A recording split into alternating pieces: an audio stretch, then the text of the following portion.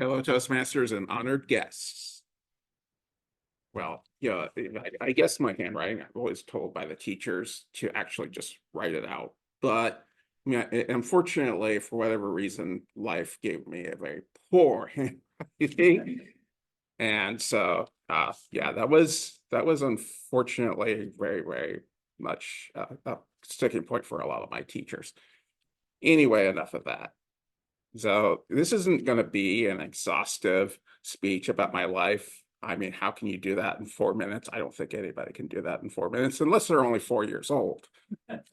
But I am not 4 years old, and I'm much older than that. So I will give you that brief snapshot. Uh, Perhaps more about where I've been, what I do, and maybe a little bit of just some fun facts.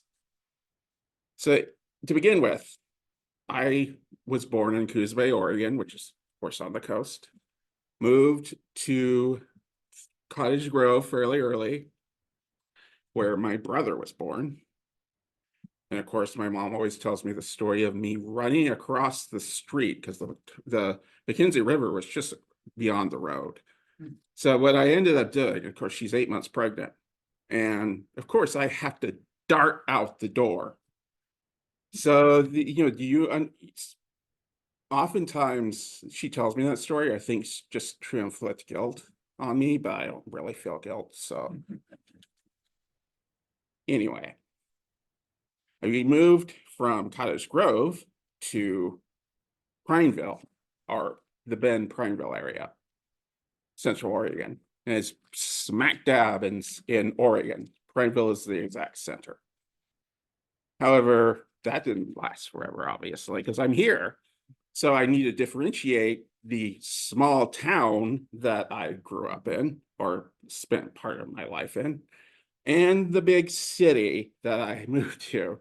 And believe me, it was a bit of a shock. So when I moved to Portland, Prineville was a fairly quiet place. Where we moved to, the first apartments we moved to, we had the airport fairly close by. It was on Sandy Boulevard, and then we had a train that went by. So needless to say, it was not as quiet as it was in Prineville. Now I have a bit of a sad story. I don't want to get people down, but I think it kind of was a snapshot for me. So we had a cat in Prineville. Her name was Sam. We had her since she was a little kid, and she was basically started out feral. And she grew up with us pretty much we had her for 5 years. But what happened is that when we moved away from her. And apparently, from what my sister says, she was looking for us. So I'm kind of like, poor thing was sad. She missed us. Well, what happened is my sister brought a box home one night and lo and behold, it was Sam. One day though, because she was an outdoor cat, and I recommend people not have outdoor cats if you can avoid it. So she usually came in and spent the night at the end of the bed of either my parents or mine. Well, 3 days went by, she hadn't shown up. And we were going to pick up shoes for school, the new school I was going to be going to. And unfortunately, she was on the side of the road. She loved to hunt, so I think she died doing what she loved to do. But it was still, I was just distraught. That was not it shattered me for a bit. But I eventually grew out of it.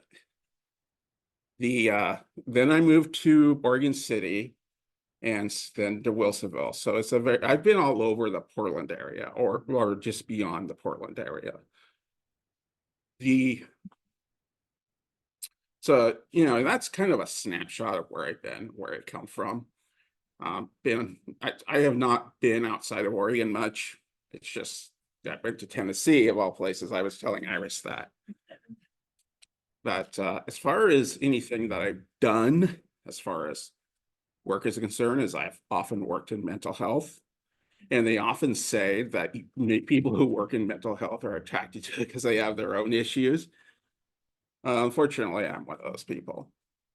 And I remember my first job, my first real job, was working at a group home, residential, with people who have severe mental health issues. And oftentimes I was the one who was giving out medication, and that was not the best thing for me to be doing because I'm scatterbrained. I'll be the first one to admit that. So that did not, it doesn't bring me fulfillment because I've worked in other group homes too. And it's just not, mental health is not something I want to work in. I don't know what I want to do next. So, I mean, I don't know what the options are out there. So I'll figure it out. I went to school briefly. I think I just mentioned that last week. Uh, as far as any sort of hobbies, I like to do, well, speech making, like to do speeches. In fact, in junior high, or because back then we had three, 8th grade through 7th grade through 9th grade, I ran for a position of sophomore representative. And one of the things, of course, we had to do was give a speech. Well, people didn't think I was kind of that shy, little bit of a shy kid, or at least kind of goofy. And I gave a really good speech, and I ended up winning that election on the back basis of the speech alone. And as far as any other hobbies, I was going to mention the acting, which I've done both in high school and as adult. And to wrap it up, because I see the red sign,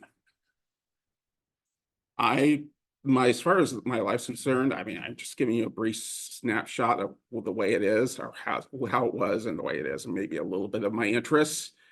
Certainly, it's a work in progress, my life, and I think that's a good way to be, is never stop growing and never stop, moving forward. Because I think the moment you do that, you might as well be heading towards oblivion. So thank you.